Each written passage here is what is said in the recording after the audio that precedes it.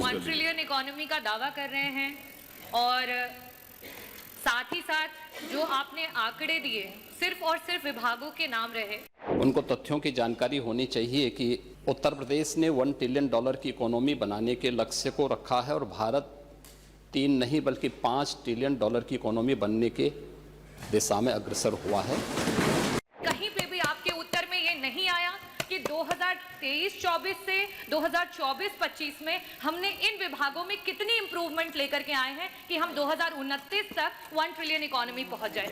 आज middle class की pocket 25% से आकर के जीएसडीपी का 5% पे आ चुकी है।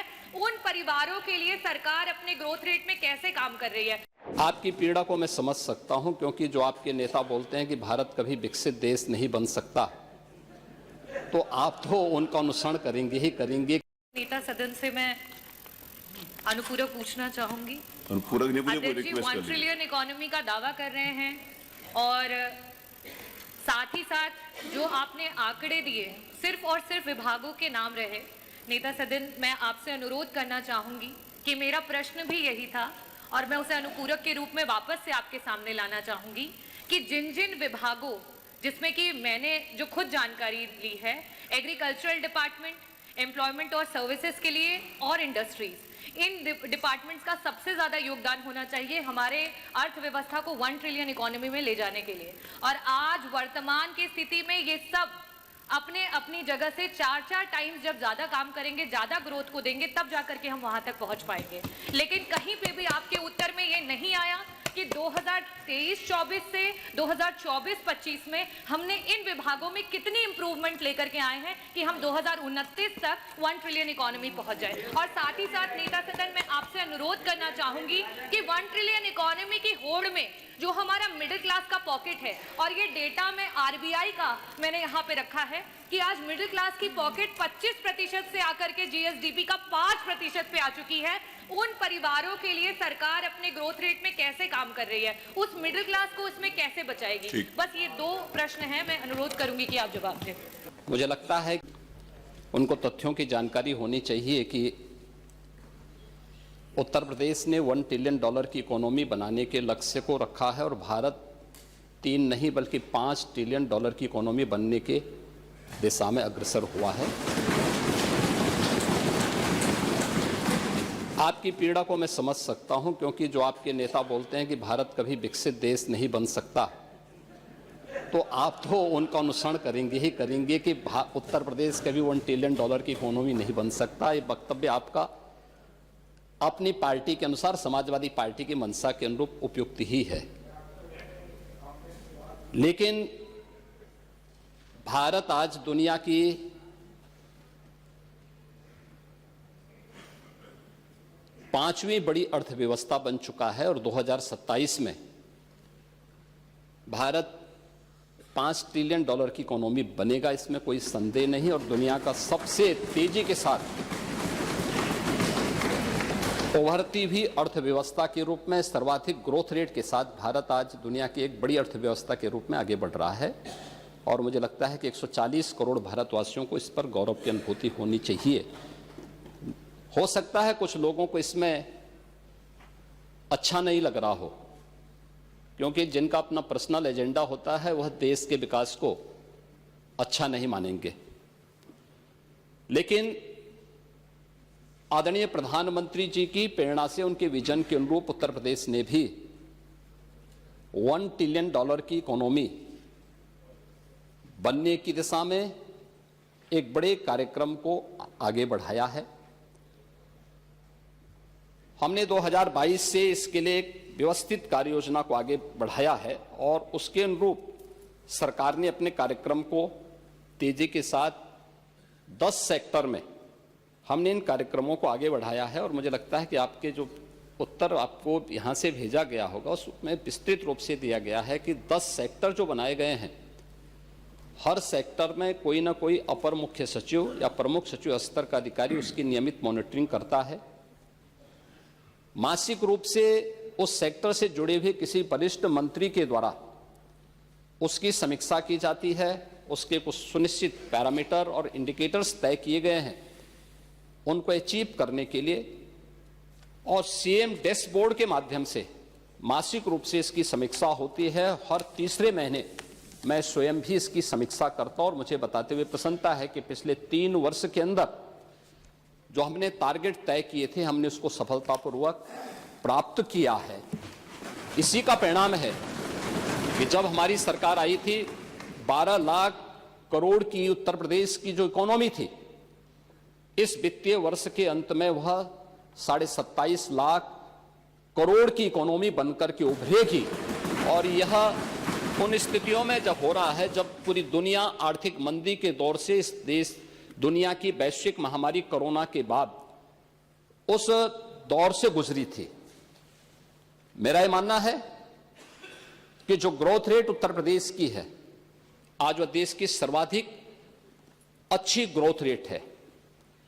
हमने जो 10 सेक्टर बनाए हैं, उस सेक्टर में अवस्थापना और औद्योगिक विकास का एक सेक्टर है, जिसमें अवस्थापना और औद्योगिक विकास का भी है, एमएसएमई भी है, इसके अलावा हथकरघा और वस्त्र उद्योग भी है, आईटी एंड इलेक्ट्रॉनिक्स भी है, सिविल एविएशन भी है, पीडब्ल्यूडी और एनआरआई से संबंधित ये सभी विभाग इस सेक्टर के अंतर्गत रखे गए हैं और जिसकी समीक्षा स्वयं यहां पर एपीसी के स्तर पर होती है। दूसरा सेक्टर है जो कृषि और कृषि से जुड़े हुए जितने भी उसके अन्य सहयोगी संस्थान हैं, ये सभी उसके अधीन लाए गए हैं। उद्यान है, खाद्य प्रसंस्करण है, रेशम विकास है, पशुधन है, डेयरी है, फिशरीज हैं, सिंचाई और जल संसाधन और कोऑपरेटिव को भी इसके साथ जोड़ा गया है। दूसरा सेक्टर ये रखा गया है। तीसरा सेक्टर सामाजिक सुरक्षा से जुड़ा हुआ है, जिसमें समाज कल्याण विभाग से जुड़ा हुआ जितना भी सोशल सेक्टर से जुड़े हुए जितने भी विभाग हैं, उन सबको इसके साथ जोड़ा गया है। चौथा विभाग नगरीय विकास से जुड़ा हुआ है, जिसमें आवास और शहरी विकास का भी है, रोजगार और गरीबी उन्मूलन का भी है, वन, पर्यावरण और जलवायु परिवर्तन से जुड़े हुए क्षेत्र को भी, इन सभी को इस सेक्टर के साथ जोड़ा गया है। और पांचवां ग्राम्य विकास से जुड़ा हुआ है, जिसमें ग्राम्य विकास, पंचायती राज, ग्रामीण अभियंत्रण सेवा, नमामि गंगे और ग्रामीण जलापूर्ति, तार, राजस्व, इन सभी विभागों को इसके साथ जोड़ा गया है।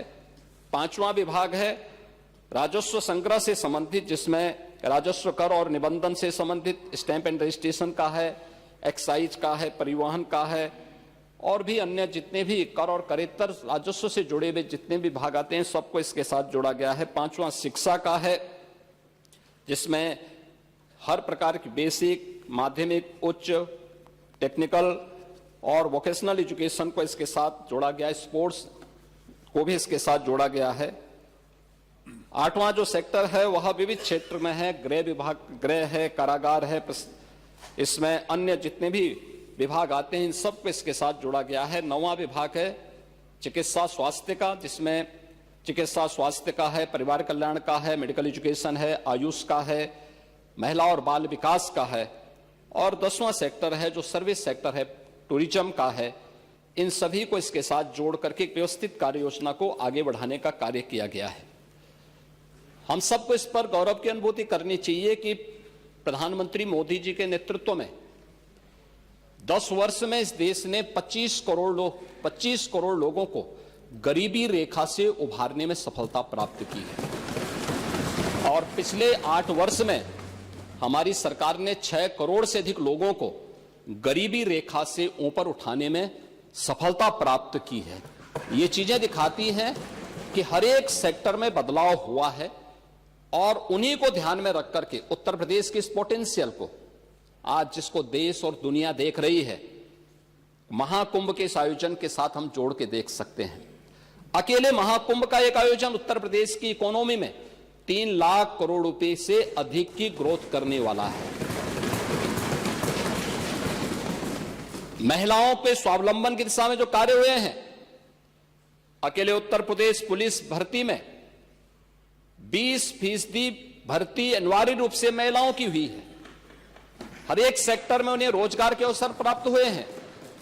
तो ये कहना कि उत्तर प्रदेश कभी इसको अचीव नहीं कर पाएगा, आपकी दुर्भावना हो सकती है, लेकिन सरकार की सद्भावना है कि उत्तर प्रदेश 5 वर्ष में इस टारगेट को अचीव करेगा और 2029 में जिस उत्तर प्रदेश के इस संसाधनों से भरपूर उत्तर प्रदेश को प्रकृति और परमात्मा की कृपा से ओतप्रोत इस उत्तर प्रदेश को, जिसको आप लोगों ने, समाजवादी पार्टी की सरकार ने और विपक्षी दलों की सरकार ने देश के बीमारू राज्यों की श्रेणी में खड़ा कर दिया था, देश की छठी सातवीं अर्थव्यवस्था के रूप में खड़ा किया था, पिछले 8 वर्ष की डबल इंजन सरकार के प्रयास से दूसरी बड़ी अर्थव्यवस्था बना है और 29 में उत्तर प्रदेश $1 ट्रिलियन की इकोनॉमी भी बनेगा और देश की सबसे बड़ी अर्थव्यवस्था भी बनेगा। इस बात के लिए मैं पूरे सदन को आश्वस्त करता हूं।